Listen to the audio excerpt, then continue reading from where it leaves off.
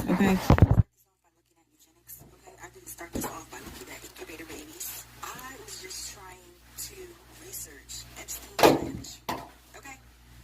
And it has brought me down the biggest rabbit hole. Because when I read, this man is trying to impregnate 20 to 40 women a day.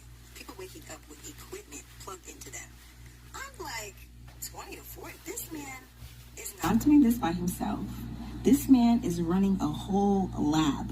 And remember, this man is getting funding from billionaires. So I got to me, and I realized this is the same script. This was the same thing that they were trying to do in the 1900s. And it wasn't just funded by scientists and random eccentrics. This was funded by billionaires. The Rockefellers, okay? There goes that name. The Carnegie Institution, the Harrington family, they funded a eugenics program, okay? And Harvard took their money, just like they took Epstein's. Stanford University took their money.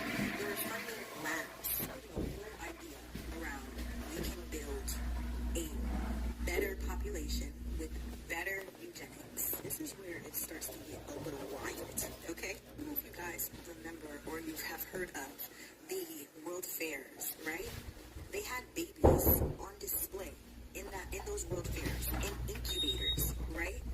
Then I'm digging and I'm like, there's no parents on record for these children. Who would let their kids be in incubators like products? Whose babies were those? Whose babies were those? And this is back in the 1900s. And then you get the era of the Cabbage Patch Kids, right? So these are a whole bunch of children. It came out of nowhere, okay? No parent, no records, no origins. Same pattern, same era, same investors sitting in the background. These are the richest families in the country. Families whose institutions still influence government, medicine, and public policy today, okay? Stay with me here. These families were not just historical players, okay? Some of them, Rockefeller, was still orbiting Epstein. Meetings, financial ties, and this is a century apart, okay? So when I look back at Epstein, the ranch equipment, the population talk, the obsession and the interest, it hit me.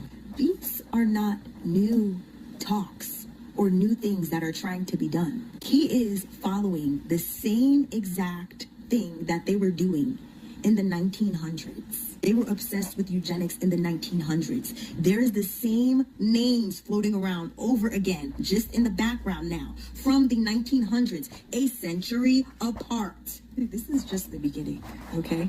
I can't even